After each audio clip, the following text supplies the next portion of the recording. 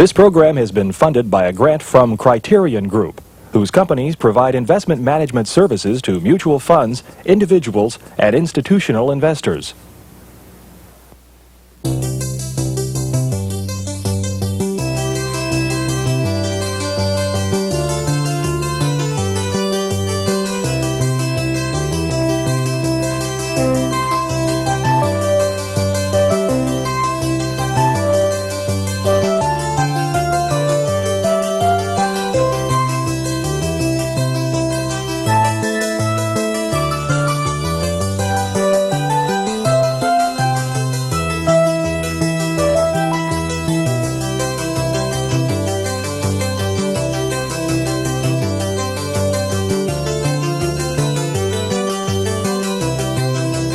My favorite quotations is from a French novelist named Léon Blois.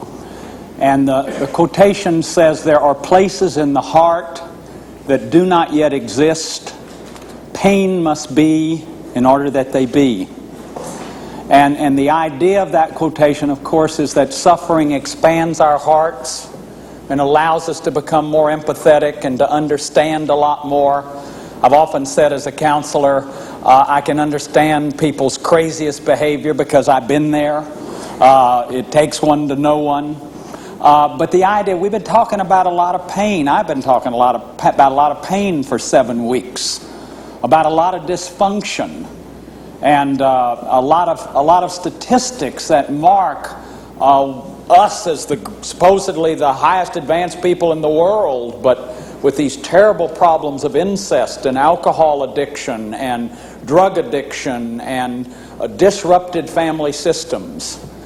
Tonight we want to begin talking about what we can do about it. And more than anything tonight, I want to talk about the individual.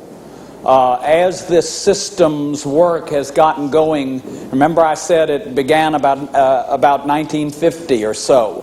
It's very new. It's very new, and a lot of experimentation has been done since its inception. And tonight I have with me again Terry Kellogg, who, in my opinion, is on the cutting edge of the kinds of things that can be done for healing people who have come out of compulsivity families or compulsive families or been set up for addiction or codependency or all the kinds of things that we've talked about. And Terry's going to come on a little bit later in the program and share with us the kind of work that is being done in really the process that he himself developed called the New Family Life Workshops. And I'll say some more about that, and Terry will say some more about that when he comes on. For the next 3 weeks now, we'll be talking about healing and recovery. And more than anything, finding that lost child within us, understanding the issues. Remember I said it's not a blame game. We're not going back to try to blame our parents. That's one of the beautiful things about the idea of the family system. You see that when you begin to understand that one person affects all the persons in the system, that it's circular, that the system works by feedback rather than cause and effect. It's not we blame daddy. My daddy came from a long line, a multi-generational line of alcoholics. That's what we understand about dysfunctional families. They're multi-generational. So I'm not blaming my father. What I want to do is assign responsibility. See, I'm not saying my daddy was an alcoholic, so don't count on me for anything. Don't ask me to be responsible. In fact, when I was drinking, I used to say stuff like that. I remember being in a bar one night, looking over at the guy and saying, "Listen, man, I should have been a schizophrenic." You know, I'm sure the poor guy was thinking, "Geez, man, maybe you are." But I remember, being very proud that I was just totally screwed up alcoholic instead of a schizophrenic. And so the idea here is not to blame anybody, but to assign responsibility, to go back and try to understand how I was abused, how my feelings got stuck, what role I got stuck in back there, what role I'm still playing in my life right now, how that family system is still impacting my life at this red-hot minute. I shared with you a few programs ago how I got in touch with some issues about money. how I had no boundaries about money. I came out of a family of scarcity. So I was being driven by, well, you know, if they want me to give a talk, just give a talk. Because you got to save for a rainy day. There's never going to be enough. And I've really made some decisions about that, out of tracking that piece down. But there's far more serious kinds of pieces that need to be tracked down, pieces that affect the very substance of your being. You see, in one sense, it isn't that we lost our identity back there, it's that we never had an identity. It isn't that I lost a little person who didn't know how to love. I never saw the kind of love model that I think is fulfilling, self-actualizing love. The fact is that there was a person back there that really got frozen in his or her development. I had a woman in my office the other day. Her mother used to literally lock her in the closet. I had another guy I talked to. He used to get hung up on a coat rack. Now, I can't identify with that, but a lot of the other kinds of emotional neglect that I've talked about, happened to me, and I bet happened to a lot of you. I want to read you a poem. This is by Christopher Marley. This is the guy Buckminster Fuller quotes all the time. This is Buckminster Fuller, who did the geodesic dome, this great creative genius. He quotes this poem. The greatest poem ever known is one all poets have outgrown. The poetry innate, untold, of being only 4 years old.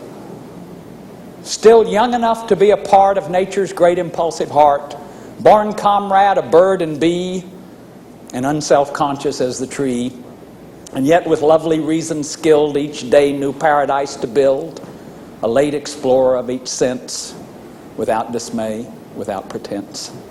In your unstrained, transparent eyes, there is no conscience, no surprise. Life's queer conundrums you accept, your strange divinity still kept. And life that sets all things in rhyme may make you poet too in time. But there were days, O tender elf, when you were poetry itself. You see, the tragedy, the crisis of our families is to have lost that little poet part of us all. Remember I read you from Saint-Exupéry the first night, that he looked at this child in the 4th class of the railroad car, and he saw this musician's face, and he says, there's a little Mozart murdered. You see, Erik Erikson on the 50th anniversary or the 40th anniversary of Freud's death said, Freud's great legacy to us is to bring us a new ethical responsibility to childhood. Because Freud helped us to understand how that energy gets blocked, how people get fixated and form these ego defenses way back when, because the situations they're in are intolerable. See, thank God we have ego defenses. But Erikson said it's an ethical responsibility to the child within myself, to my own children, to other people's children. Or I've heard Terry Kellogg say, it's a responsibility to the child in all of you. I've heard you say that you are an advocate, a child advocate. I've loved hearing you say that you're fighting for the child in every one of us, and that we're in an offender-protected society. You see, this little child, I feel sadness right now as I talk. I feel sadness. It's like we all know about this. There's some deep place that we all know about this. We all know about that little child that got lost and couldn't be spontaneous anymore and had to adapt. Remember, first night I talked about the private self and the public self? And that by the time you're in puberty, that public self has gotten much wider. And that by the time you're in adulthood, that public self is just very big and the private self is tiny. I couldn't work it out with my Russian doll, but I wished I could have. I got a doll that you open it up and there's another doll, and you open it up and there's another doll, and it's 17 dolls inside that doll. And it goes down to a little bitty tiny doll. And it gets the idea across of these layers and layers and denials of the denials and avoidances and avoiding the avoidances, to where there's all these onion skins until finally you just don't know who you are. And you don't know what you want. And you don't know what to do. See, and that's the issue. And then at the core of us is this shame I've talked about this shame. I want to read you. I got onto shame with the book called Mirror Mask by Sheldon Cope. It's a wonderful book. And this is what he says: shame is a learned piece of personal pathology, a kind of needless suffering to which children do not have to be subjected. But not just children, see. My shame dominated and controlled most of my life. That is, the part of me that wanted to hide and run away. See, shame is that feeling of eyes being on you when you're too little. Erik Erikson says when you're too little to have eyes on you. It's developed in the second developmental stage. You're too little to have eyes on you. It's the sudden interruption of your experience. You have these expectations, and suddenly you can't trust your own eyes anymore. And so as a person gets shamed, and shaming arises out of the pathology of neurotic parents. When shamed, the child is expected to take care of the self-absorbed adults. Such a child may never learn that the natural order of things is quite the reverse. He or she is discouraged from ever realizing that it is the parent who is supposed to take care of the child. And in the work that's being done now, the work that Terry Kellogg is doing, what we're understanding is how many people get in these roles we talked about and are taking care of their parents, taking care of the system, so they never get to have their own reality. You never get to have your own reality. You never get to have your own feelings. Jean-Jacques Rousseau, nature wants children to be children before they are men or women. If we deliberately depart from this order, we shall get premature fruits, which are neither ripe nor well flavored, and which soon decay. We shall have youthful sages and grown-up children, who will then have other children and multi-generationally continue the shaming process. Now, the terrible thing about shame is that shame is a feeling, and like all feelings, it rises and falls. But if you get shamed over and over again, if you've got shame-based parents, let's say your parent is an addict and the other parent is a codependent, those are not people who love themselves or have any reality. So they're shame-based. They couldn't possibly teach you how to love yourself or love anybody else because they're already shame-based. I've said it 20 times in this series. How can you teach somebody to love themselves if you don't love yourself? How can I possibly teach my children how to do that? So just think back, any of you who are watching right now, did your parents love themselves? Did you see the telltale signs of self-love? That they cared for themselves? They made sure they got their needs met? They were happy because they got their needs met? And if they didn't, then you had modeled for you shame-based people who didn't know how to teach you how to love. They couldn't teach you what they didn't know, and you couldn't learn what wasn't there to learn.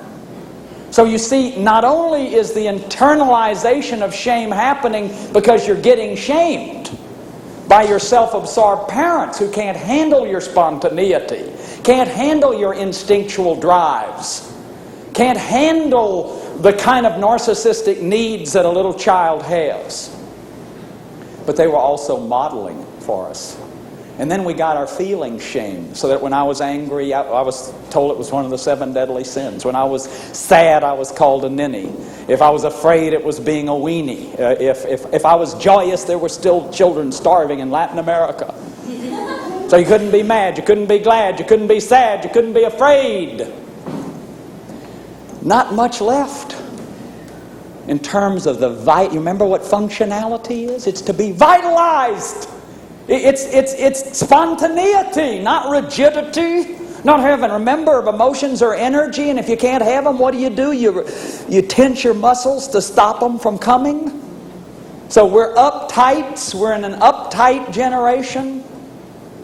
So the healing is to get aware of how you were set up in your families, to get aware of how you got stuck back there, what role you're carrying, and what feelings are around that role. See, for me, my God, I was enraged. I would go into bars drunk and kick tables over with guys with tattoos, all of them, 6 or 8 of them. You know, they frowned on that. And they frowned on me. It was very self-destructive. And this rage would come in. But sober, it was gentle John. It was gentle John, the helper, the one who was helping all others. And this rage, I still hadn't gotten my rage out. It's not all out, I guarantee you. I mean, you can hear it sometimes. Some of you have come up and said, "You're really mad tonight, John." Because there's rage in there. There's rage. The setups that my daddy was never there, and that I was set up to be my brother's daddy and my mother's husband, and oh my God.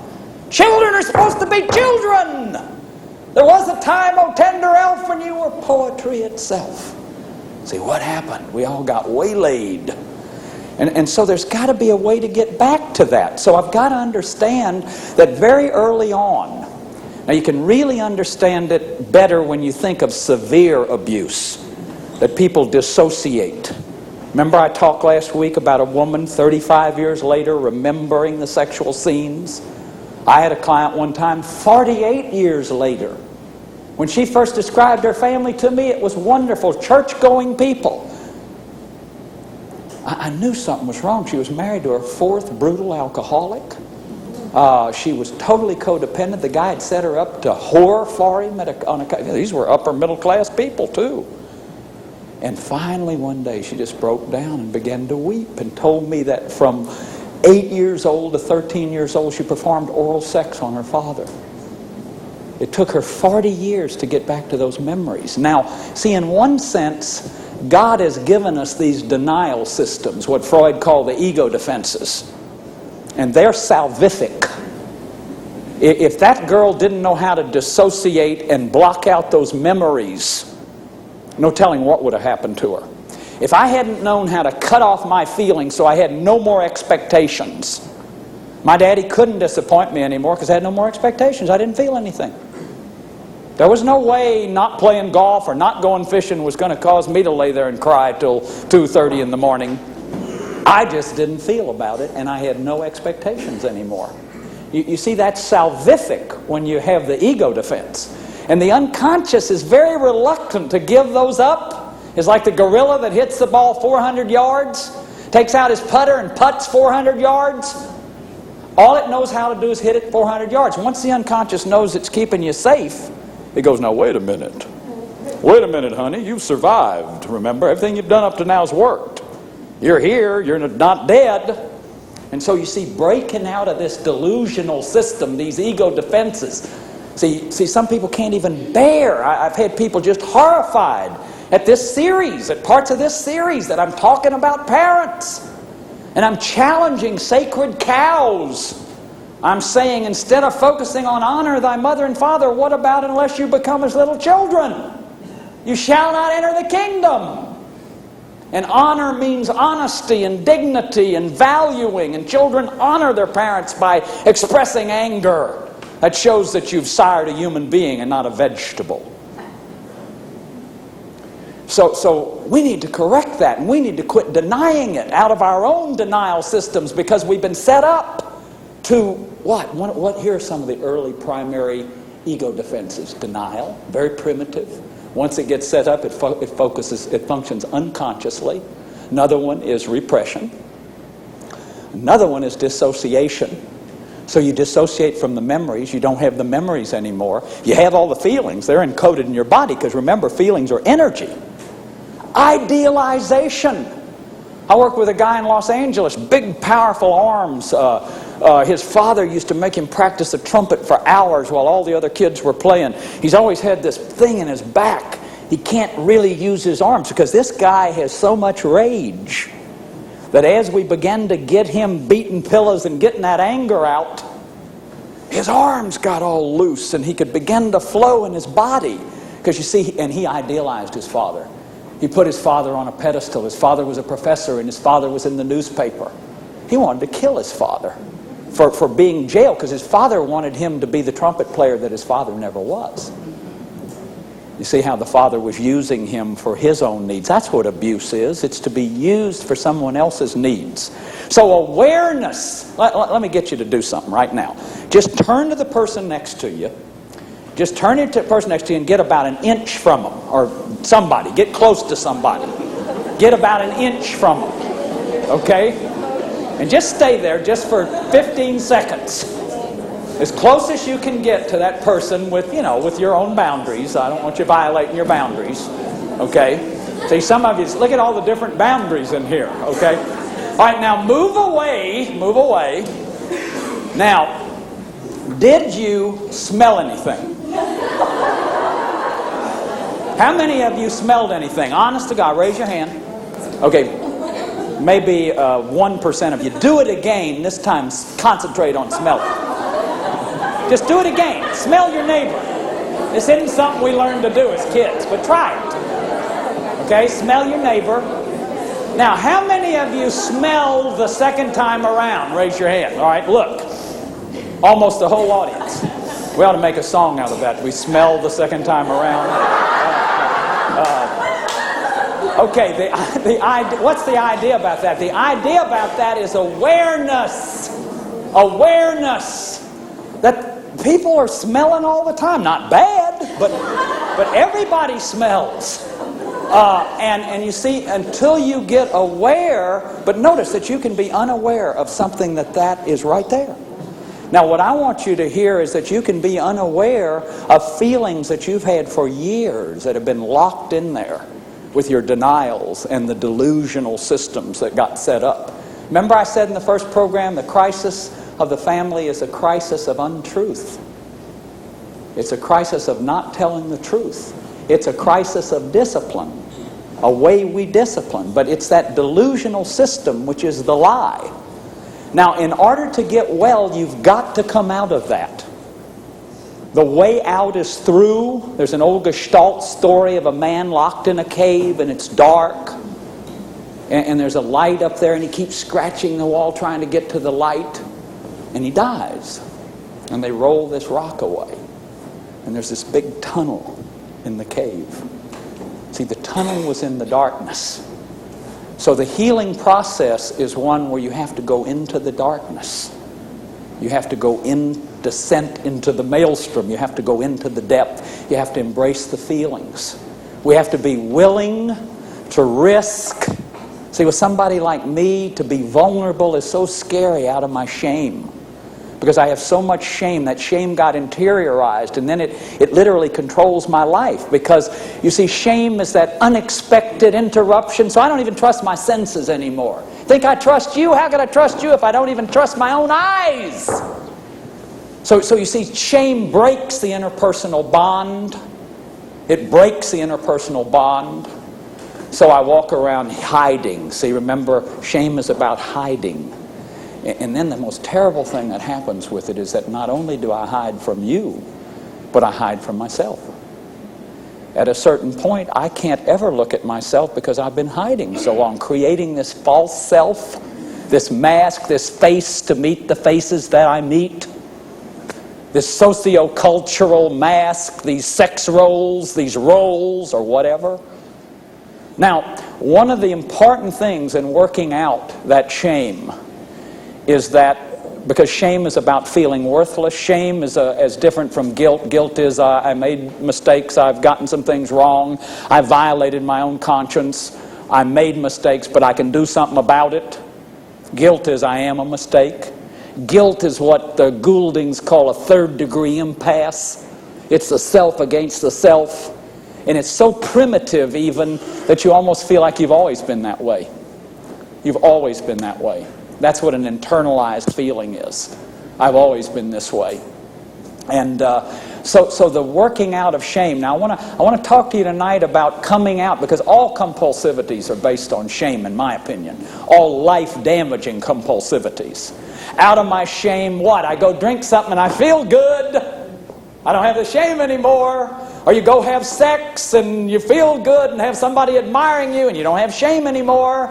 Or you eat Bluebell cookies and cream, half-gallon of it, and you don't have that feeling anymore. And then when you finish, the mind starts going, oh my God, look at what I've done. And then guess what? More shame. See, so it's like a squirrel cage. There's no way out. The only way out is through. The only way out is to go into it. Now, 12-step programs are based on the belief that I'm powerless and my life has become unmanageable. And I want people to hear that there are Families Anonymous 12-step programs, Narcotics Anonymous, Overeaters Anonymous, Cocaine Anonymous, Alcohol Anonymous, Emotional Anonymous. They're all over, these programs. Sex Addicts Anonymous. These programs are growing. Why? Because they work. Now, Terry's going to talk tonight about they don't work all alone. They stop the behaviors, and then once a certain kind of treatment is set up, and people work through the setups for the addictions, which were salvific in the beginning, but are like the gorilla that hit the golf ball 400 yards when they putt. They don't work now. You see, it worked great. I used to pout, and my mother would indulge me. I'd pout. I wouldn't talk to her, and she'd say, well, after about a day and a half, she'd want to go to a show. Then I met this girl in the 8th grade, and I really fell for her. And on the second, and then she started, I saw her talking to another boy one day. So I gave her the heavy pout. And she ditched me. See, what had worked beautifully didn't work anymore. So my not feeling my feelings, my saying I'm not going to feel anything in this system anymore, 25 years later, 30 years later, people may be going, what do you want? Who are you anyway? Who are you in there? And so it doesn't work anymore. And finally, you see, that false self, that shame-based self crashes. I'm powerless over Bluebell ice cream. My life's become unmanageable. And hey, a lot of people's lives are unmanageable over Bluebell ice cream. They don't think they're unmanageable. Or alcohol, or sex, or whatever the addiction is, work. Then I believe something greater in myself. Well, there's something greater in yourself. It's the addiction. Believe something greater in myself could restore me to sanity. Then I made a decision to turn my will and my life over to the care of God as I understand her, him, them, whoever. What's beautiful about that is the beginning of the restoration of the interpersonal bond. You see, that bond was broken, and so you just take a leap. Of course, a person in a 12-step program has taken another leap too, the belief that they have the right to depend on somebody. Because you see, as a shame-based person, I'm hiding. I don't have a right to depend on anybody. I didn't get my dependency needs met. That's the most terrible part of shame. And so in that 12-step program, I remember when I first went to AA, and oh man, I thought they had set it up. I won a big book that night, and I thought everybody had gotten together, 140 people had gotten together and said, let's let this freaky character win a big book tonight. That's how egocentric I was in that false self, that grandiose self. See, if you're shame-based, man, you got to have something to go on with. That's where the grandiosity comes from. Then the 4th step is in a 12-step program. I'm just talking about 12-step programs in general. Is I took a searching and fearless moral inventory of myself. That is, I really began to look at where I was blocked. That's what I see that inventory as, the fear, the block, that I was afraid to come out. I was hiding all the time. I was hiding behind my shame. I was always had to be perfect. I made straight A's. I was the valedictorian. I was the captain of the football team. I had all that kind of stuff. And that was all a way to keep people away from me. In high school, I had 27 pair of tailor-made pants. That's a way to put it all on the outside so you can't see the inside. One time, shortly after I was sobering up, I was driving along one day. I think I've told some of you this story. I was in a yellow Oldsmobile convertible. I had alligator shoes on, and I was about 6 months sober. I was figuring out how much I was worth. My body was worth. I had a $125 suit on. I had a $600 diamond ring. I had these alligator shoes. I came to find out that I was worth $927. And then it dawned on me. I had these Fruit of the Loom shorts on with holes in them, worth about 2 cents. And somebody really have to go far to pay 2 cents for these. See, it was all on the outside. Everything was on the outside. The inside of me was shame-based, riddled with shame. I didn't care what anyone thought about the inside. It was the outside. be perfect, and perfectionism, and all that's a cover-up. So that program then, 12-step program's got these steps that allow you, this fourth step, to really take an inventory and to see the exact nature of your wrongs, and then again to trust somebody, to go tell somebody, tell yourself and another human being in this higher power the exact nature of your wrongs, and ask them to be removed. That's hope. See, for a shame-based person, I am a mistake. How could anything be removed? So these 12-step programs, the group and the program takes you from shame to guilt. Guilt is, I made a mistake, I can do something about it. And then the steps are about, okay, let's get all the people that I've really harmed, because I did a lot of shameful things. See, if you don't have any shame, you do shameful things. I remember somebody telling me one night, don't you have any shame? Answer was no. I'm dissociated from it a long time ago. I don't have any shame. I don't feel anything. So making amends then. I make amends, except where to do so would harm me. And that takes me through step 9. Then step 10 is what I call the restoration of the sociocultural ego. That isn't what they call it, but that's what I call it. What that step is about is, see, when I'm wrong, promptly admit it. Well, you got to have some pretty good internal structure. Otherwise, you see, a shame-based person can't ever make a mistake. I could never let you see me make a mistake, for God's sake, because that would be too shameful, and the shame spiral would start if you saw me make a mistake. So I don't ever make a mistake. Well, when wrong, promptly admitted is just to have a strong enough ego that I'm human. Like all humans, I make mistakes. I'm a perfect human. And as a perfect human, I make mistakes. See, I got this hammer at home. It's got burnt marks in it. It's a perfect hammer. It does just what a hammer's supposed to do, even though it's got burnt marks in it. It's a perfect hammer. We as an organism are perfect. We have all we need. It just got waylaid back there. Now, next week, I'm going to talk about steps 11 and 12, which are the spiritual steps, because you got to have a fairly good coping ego to be able to transcend ego. You got to have an ego to transcend in order to go to higher power and higher consciousness and spiritual awakening. And hey, I didn't say this last week, but I see a lot of people in religion who use groups like codependency. That is, I give my reality, my feelings, needs, and wants to some group that tells me what to do. I never do anything. I don't have any reality of my own at all. So I've got to have a reality in order to be able to give it, in order to be able to transcend, in order to be able to come to this place where I can transcend my own reality. So I see the 12-step programs as the greatest healing phenomena of maybe all time. That is, that they maintain, as Terry Kellogg said last week, people who are in incurable addictions, and who then can have very functional and wonderful lives by using these programs and the support groups in the process of healing. Well, I'm going to call Terry up right now. Welcome again. Terry Kellogg. Have a seat. I hope you had a good week since I've seen you. Wonderful. Great. To those that did not see Terry last week, I want to just briefly introduce Terry Kellogg again.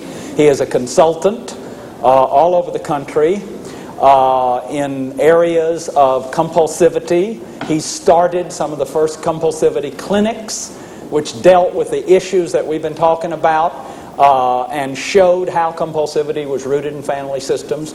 And currently, we here in Houston have been working with Terry at the Center for Recovering Families, putting on new life family workshops, which are precisely ways to go back and work through those setups for addiction. And that's basically what I'd like you to talk about tonight, if you have a mind to. Okay. Okay? First of all, I think recovery is something that we're all seeking, but it's really a process and not an event. And we want to fix sometimes instead of recovery, so we go to a workshop looking for that fix. We can find a high sometimes, but very seldom is it really a fix. You know, recovery has to be seen in terms of the rest of our life as a process. The other part about recovery, though, is that nothing changes till it becomes real. I think you say it when you talk about how you have to go into the reality to be able to deal with it. Scott Peck in The Road Less Traveled said, the only path away from our suffering is to embrace our suffering. But for some of us, the families we came from don't allow us to make it real. Some of us came from sexually abusive families where our defense for that, as you said, is dissociation, memory loss, spacing out, being a spider in a spider web, while it's happening, floating around the room. So how do we remember that? Well, for that kind of situation, of course, the feelings can bring us to the memory, trusting and embracing the feelings. Our bodies won't forget what's happened to us, and our feelings are physical and emotional. So kind of following the path of our feelings and trusting that reality and looking at what we're doing. We all have responses to abuse and violence and enmeshment. We have to look at those responses, and they'll give us the message. So I think that recovery involves making those things real. Now, some of us came from families where we had Saint Mom and Dad, too. I don't know if, A little bit. We've talked about that. Okay, okay. And with Saint Mom and Dad, that's a denial system. The first family I worked with in this field was Saint Mom and Dad. And there were 5 kids, 4 chemically dependent, 1 suicide. And I thought, what's going on here? What's happened to family systems? These parents are wonderful. And all 3 kids that I worked with said they were saints. But it was a total feeling reality denial system. No fighting, no anger. Mom and Dad love each other, don't we, Mom? And a very codependent and enmeshed relationship where there wasn't love. It looked like love, but it was guilt disguised as love. See, I can love you in a way that you have to do then what I want you to do. That's not love, that's guilting you, because I'm so good. The better I am, the more you'll have to please me or be like me. See, and if I love you, I'm going to help you become the person that you are. So I think that, in fact, guilt is the veneer of codependency. Shame empowers addiction, but the veneer of the addiction of codependency is guilt. And you sort of peel off that layer of guilt and you find all the anger about being used and not being ourselves, but the guilt even keeps us from the anger. The clinic process is a combination of processes. It's what we've learned about addiction, what we've learned about feelings, and what we've learned about family systems blended together in a short-term, very intensive process that is a beginning and not an end to recovery. I've been doing them for about 4 years, and I'm finding out that there's 2 processes within the clinic process that are important. One is the grief process. See, until we can grieve what's lost, we can't go on to what's new. And I don't care if it's the worst marriage in the world and you're so relieved to get rid of the SOB or whatever, there's still the loss of what you wanted it to be, the loss of the dreams of the marriage, the loss of the role of the marriage, or maybe the loss of the 17 minutes of good times in the 18 years of marriage or something, but there's always a loss that you have to grieve.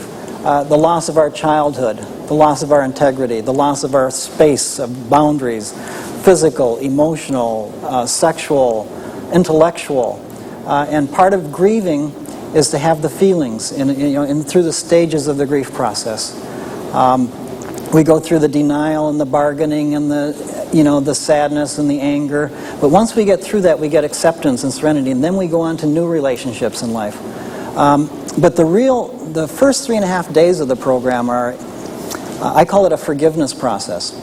And that's kind of strange because a lot of us have been listening to the series. Sometimes we get mad. We say, it's all about parents now. That's blame. And tonight you described responsibility. And I love that. I love the term of giving responsibility so we can take responsibility. But I'll even go one step further. I think that real healing is forgiveness. And at your forbearance, I'll go through the stages of forgiveness. Please do. Well, just one thing I was going to say is I've heard you say this too, that men, and I just want to say this in our culture, the stereotypes and the roles are, a lot of men are very frightened of therapy or frightened of the process. We're taught not to cry. See, we're taught not to grieve. And so often, that's what I think keeps men away from it. I just wanted to add that because it is a grief process. It's a saying goodbye, and there's a healing that comes with that. That's really true. There's cultural and family messages about feelings that really make us afraid of therapy and afraid of feelings and afraid of the responses in us, afraid of coming alive. Men are taught not to cry. But women are taught not to be angry, and they still do a better job of being angry than men do. So, and that we have this image that men can be angry, but what do? You talked about pouting. I survived by pouting in my family. You know, every time I pouted and then talked to my dad when he was mad, he'd never be mad at me. He'd be too afraid, because I wouldn't talk to him for 3 days. I'd hide in a closet for 3 hours after he'd yell, and then I wouldn't talk to him. So I learned passive aggressiveness. See, I learned to hide my anger and shut down. Then Gretchen would get mad at me. I wouldn't talk to her for 3 days. The relationship wasn't going well at those times. And I call that passive aggressive. And passive aggressive is like a big dog with its paws on your shoulders, licking your face and peeing on your leg at the same time. That's beautiful. And men are. I know the dog. Go ahead. Here, Johnny. And that as men, I think that we are afraid of our feelings, but it's killing us. We die 8 years earlier than women, and I don't think it's just work. I believe it's also about our inability to express our feelings. That's our codependency. That's our style. Protectorship and denial of feelings. Let's all, have that image of the strong, silent type that can take care of any situation and not feel anything through the situation. And it is killing us. It's not just the working all the time or the worrying all the time. It's the feelings. So, back to the forgiveness process. The first stage of a forgiveness process is to recognize there was a wrong done to us. And as you've been saying in the series, the whole dysfunction of families is not dysfunction, it's not problems. We all have problems. We come from a dysfunctional family when we deny the problem. The problem's impact on our lives. Part of the problem, our feelings about the problem. Any denial keeps the problem from becoming something that the family can go through. Some of the healthiest families I work with are alcoholic families, and sometimes even where the alcoholism is active. But they're talking about their feelings, and there's some recovery going on with some members of the family. There's discussion. Some of the sickest families look wonderful. There's never any problems in those families. Everything just looks right until someone becomes anorectic, or someone commits suicide, or the family just falls apart and explodes, or there's a divorce, and it just falls apart. But, so how the family looks doesn't reflect the depth of the problem or the pathology. It's really the ability to talk about problems that is recovery, I think. So that's the first stage, recognizing there were wrongs done to us. And you said, honor thy father and mother. And we protect parents. And when we protect them, we neglect them. Now, how can you have a relationship with someone who's hurt you that you never got to say, you hurt me, to anybody? You had to pretend that it never happened. You want to stay away from that. And that's what old people are suffering from in our society. That's beautiful. I love that. And the next stage is to recognize that we had feelings about the problem. Just recognizing. We don't have to feel them yet. I had feelings about the fact that my mom made me her husband when I was 9 years old. That I had to talk about her pain. She cried on my shoulder. I cleaned the cupboards when she was gone so she'd feel better when she came home. I was the one that affirmed her whether she looked nice. And I was parenting her or espousing her. I became the husband. Now, she was my first client. I was doing therapy. I was 9 years old and I already had a caseload. And I've called that emotional incest. She calls that career development. So we have, we talk about this now, and so just to recognize that I had feelings about that was important, because I didn't want to have feelings, because I wanted to protect my mom. I loved my mom. I wanted to protect her. I saw her beaten by my father. I didn't want to beat her with my anger. I got married, and I'd start to beat Gretchen. I'd start to not beat her physically, but with my anger. I'd put her down, or I'd cut her off, or something. And so it was those feelings that I wasn't recognizing that were ruining my relationships with others and myself. So just to recognize that I had the anger, the pain, the fear. And a lot of us somatize our feelings. We make them into headaches, tight stomachs, muscle tremors, illnesses. And I think that that's probably a lot of what's killing us. People die of diseases of lifestyle that are about stress and feelings and the inability to express those realities. And so we take, drugs, aspirin for our headaches, something for our stomach, something for the muscle tremor. We try to fix our depression through drugs, and drugs can't do it. So just the recognition that feelings are important and that we get value from our feelings. Our feelings give us gifts. You've talked about shame. See, we do need some shame. And the thing that we said before about you need enough shame to keep from going to the supermarket naked. Yeah. You need shame. You need shame so that you know that you're not God. That we can't do anything. that there are bad people things that people can do. Yeah, that's such a good point. You talk about making your feelings your friends. Yes. And say some more about that. I mean, Well, our feelings are our guides. They tell us, they keep us connected to who we are, to what's happened to us, to where we're going. They're our guideposts to reality and to life. They give us the chance for relationship. And that fear gives us wisdom. See, absence of fear is delusion. Evil Knievelish kind of activities that, I'll jump the Grand Canyon on my tricycle to prove I'm not afraid. That doesn't prove I'm not afraid. That proves there's something missing upstairs. yeah. Or we get so controlled by the fear that we're life's wallflowers. We won't get out and dance. We're afraid people will laugh at us or people will reject us. And then where would we end up if we've rejected? Right back on the wall. We haven't lost a thing. We might even enjoy the trip out. But we, or we'll sprain an ankle. See, when I go to a dance, 2 of the 3 usually happen. Even Gretchen turns me down, and I finally That's his wife. Yeah, right. Yes. And I finally found out that even if Gretchen's turning me down, and I can go out and dance, anonymously, and even if people laugh, they're having fun and I'm having fun. So it's like just accepting the fear and not doing the things that are going to incorporate loss of my life or limb. But just maybe a loss of face once in a while isn't so bad. I can live with that, so I'll take the risks that I need to experience life. And so we need our fear because it's a guide to wisdom. We need our anger because it's change and strength. And you talked about what Ralph Nader did with his anger. Oh, he's changed the lives of hundreds of millions of people. Well, look what the Incredible Hulk does. Yeah. I mean, he becomes a green weightlifter, right? Yeah, right. And he makes change, and that's how our anger works. That's beautiful. And we need our sadness because it's healing, it's our vulnerability, and it's our intimacy, and it's our empathy with others, and it's our grieving process. And those are gifts. Those aren't bad things. We need our guilt because it's our conscience. It's our conscience formation. It's if I say something to hurt you, I have a feeling about that. I know I've done that, and I can rectify, I can talk about. And when I lose that conscience formation, then I don't see other people's pain as real, and that's where I think we get into dealing with our kids. We don't have enough guilt sometimes about how we treat our kids. Not real guilt, we have shame about it. We think we're bad parents. We don't just see we made mistakes, we have feelings about it, and we can rectify this. And we need the shame to keep from thinking that we're God and we can do anything. So in the process, then, the next step is you acknowledge the feelings and then... Okay, recognizing it, then embracing the feelings. We have to make them as big as they are. See, I think that therapy is a process of making the covert explicit. And that's true of the system, but it's also true of the feelings. When we can acknowledge and embrace the feelings within us, then we're embracing ourselves, because our feelings are a part of our reality. And when we're walking around without our feelings, we don't have our reality. Or when we're obsessing and acting out our feelings, or talking about our pain in the supermarket lane, where there's no boundaries, then our reality is enmeshed and disseminated out all over the place, and we don't have it either. So I think that just the embracing of our feelings and letting our feelings be there. And especially you talk about the original pain, where those roles got set up, Right. the feelings around those, Yes. which are a release.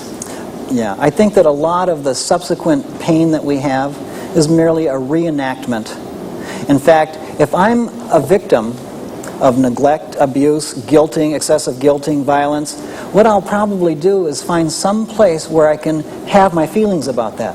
So I might get into a relationship with someone that victimizes me, so then I don't feel so crazy because I've got the feelings and I've got the event.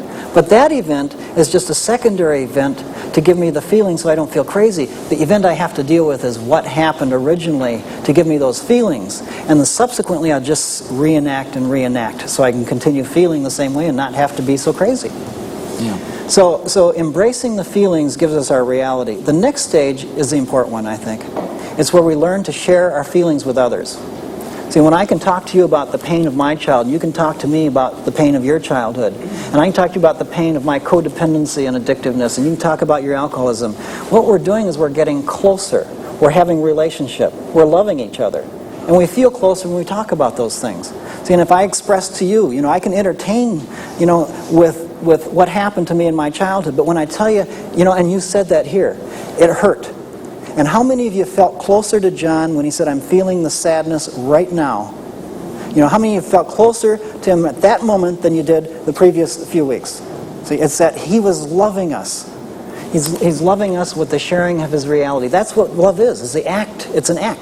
It's an action of sharing who we are, our reality with another person. And it's our feeling reality that brings people closer in. So I think that's part of the healing. Now, sometimes we share it with the person that hurt us.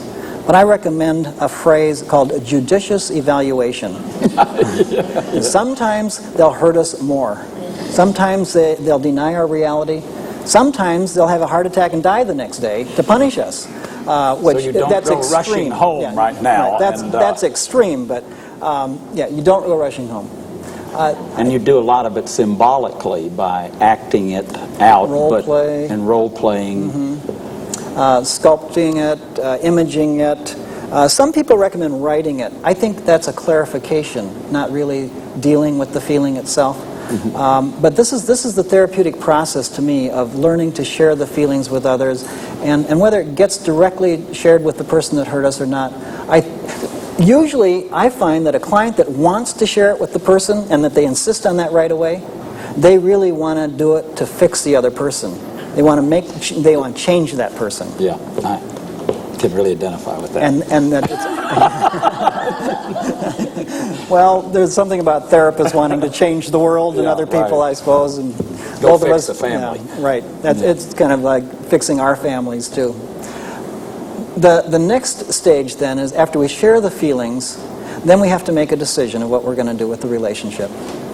And so if you hurt me, and I can talk about the feelings, but I have to decide sometime of how it's going to affect the relationship. That's just a natural process of protecting myself, having boundaries, and me being in charge of what happens to me. And so the decision about relationship sometimes is one that the hurt isn't so big that it will affect the relationship so much, and so you say, no, I still love the person, I can trust the person most of the time. Sometimes the hurt is so big that we have to have some separation time. Usually what we need, though, is detachment rather than separation. And detachment is where we can be around the person but not have our reality pulled away from us. We don't have to carry their pathology or always react to their problems or fix or feel crazy because they're denying something. That's detachment.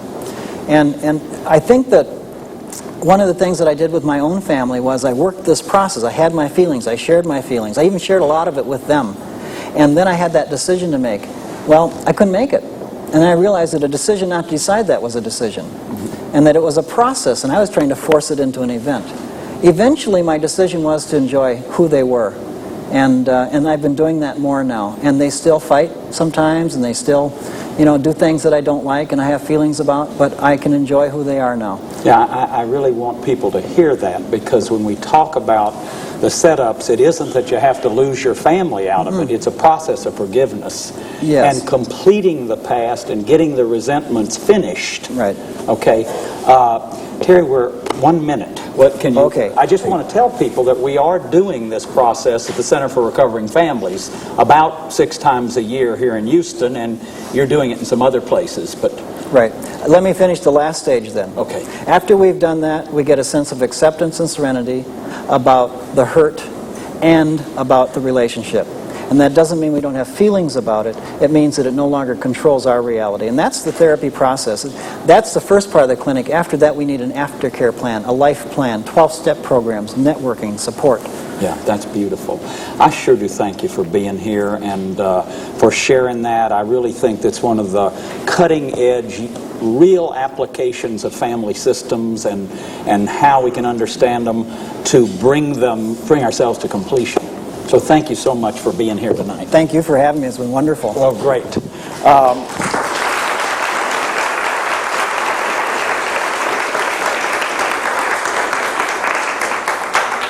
I just wanted to close by following up what Terry said. Blessed are they that mourn, for they will be comforted. And I think we've lost that sense of grieving. To grieve well is to live well. The poet said, "The moving finger writes, and having writ moves on. Nor all thy piety nor wit can lure it back to cancel half a line, nor all thy tears wash out a word of it." The childhood is over with. My daddy is gone. I have to grieve that lost childhood. I can never have that again. And there's a hole in me that nothing can fill I've heard you say that so beautifully. It has to be healed. And in the grieving is the healing, because the end of grieving is to be born again. The end of grieving is to complete the past. You heard me say that you're not in any other relationships if you haven't healed those source relationships. I want to quote one other thing in closing.